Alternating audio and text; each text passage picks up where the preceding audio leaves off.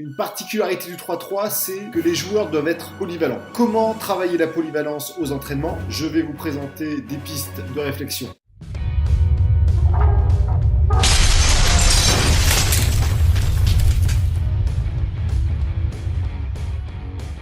Bonjour à toutes, bonjour à tous, bienvenue sur My3x3 Experience, la première chaîne YouTube qui ne parle que du basket 3-3.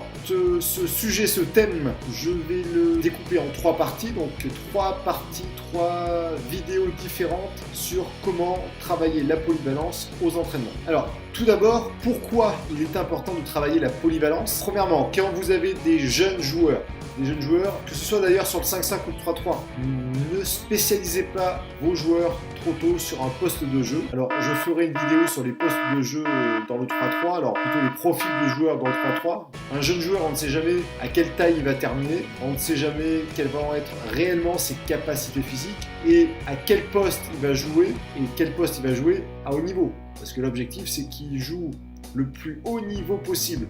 Et souvent, il va être performant à un poste de jeu quand il est jeune. Et s'il veut aller chercher un niveau de jeu, peut-être qu'il sera obligé de changer de poste. Donc le fait d'avoir une polyvalence, que ce soit en attaque ou en défense, ça va lui permettre d'être armé plus tard pour pouvoir évoluer, pour changer de poste, de façon de jouer, pour essayer d'aller chercher le plus haut niveau dont il est capable. Ensuite, la polyvalence est très important dans le 3-3 par rapport à la notion de temps. Vous savez, je le répète à chaque fois, il y a que 12 secondes pour tirer et le chrono démarre du moment où j'ai récupéré la balle. Le temps de sortir de la ligne à 3 points, si j'ai encaissé un panier et après de réattaquer, vous voyez, il ne nous reste pas énormément de temps. Je peux me retrouver avec un profil de joueur plutôt intérieur à 3 points à 2-3 secondes de la fin. Il va falloir qu'il soit capable de créer son tir à 3 points. Et inversement, je suis un joueur plutôt profil extérieur et je vais, parce qu'il va rester que 2-3 secondes, je vais être obligé de poster un joueur. Par rapport à cette notion de temps, elle va forcément fragiliser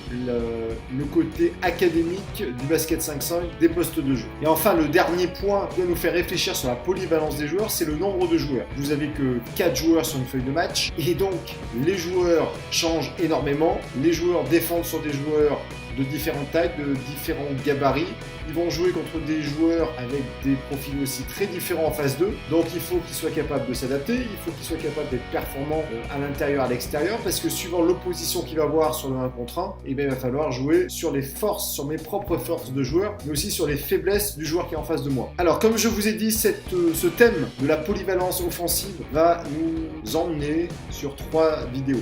Donc aujourd'hui, je vais vous proposer le thème de l'exercice ludique pour amener à de la polyvalence. La deuxième vidéo sera consacrée sur les consignes communes dans les exercices. Très vite, très rapidement, c'est ne pas séparer les intérieurs, les extérieurs de côté et ne pas travailler des choses différentes suivant mon poste de jeu, ce qui se fait régulièrement sur 5-5. Troisième vidéo, c'est la mise en place pédagogique de votre séance. C'est comment je prépare ma séance, quelles règles par exemple je vais mettre sur les matchs pour favoriser cette polyvalence, quelles consignes je vais donner pour favoriser cette polyvalence. Donc, que ce soit la deuxième et la troisième partie, on verra ça sur les prochaines vidéos. Les exercices ludiques vont vous permettre plusieurs choses. Première chose, il va y avoir ce côté opposition, ce côté challenge. Souvent les jeux, il y a des équipes, souvent il y a des duels.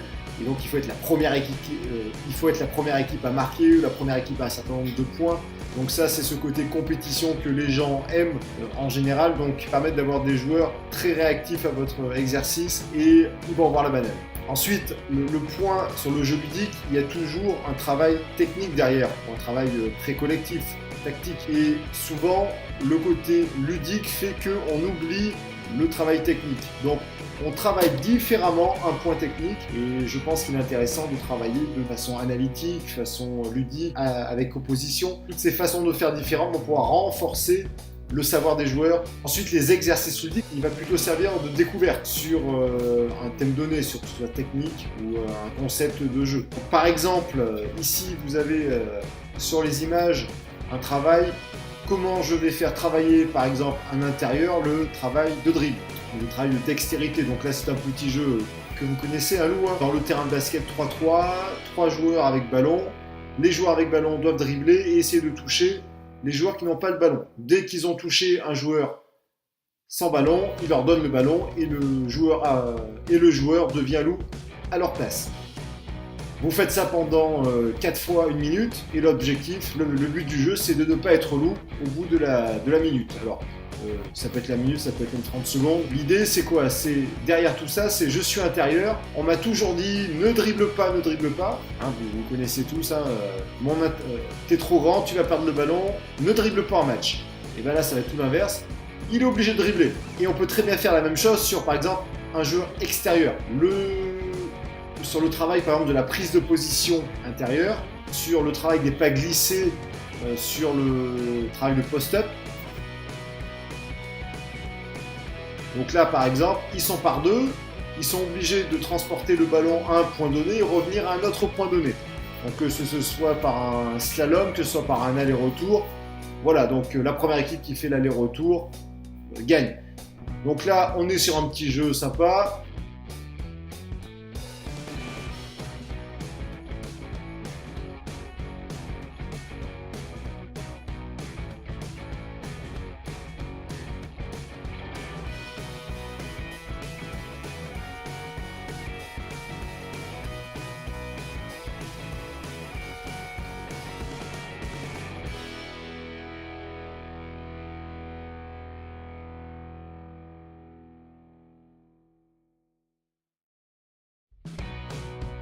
Alors, en résumé, sur cette première partie, l'exercice unique va permettre de travailler de façon déguisée un point technique. Comme je dis, les intérieurs ne veulent pas forcément dribbler, les extérieurs se battent pour prendre des positions, c'est pas trop leur truc. Donc ça va être de façon déguisée de travailler un point technique. Ensuite, deuxième chose, vous savez ce que c'est. Les joueurs, ils viennent de finir leur semaine, ils sont fatigués, il fait froid en hiver, ils n'ont pas envie de venir, ils se sont avec leur femme ou avec leur mari.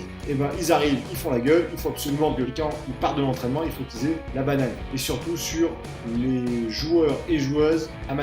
Et enfin, le dernier point qui est important quand vous allez faire du travail ludique, c'est de ne pas générer de frustration.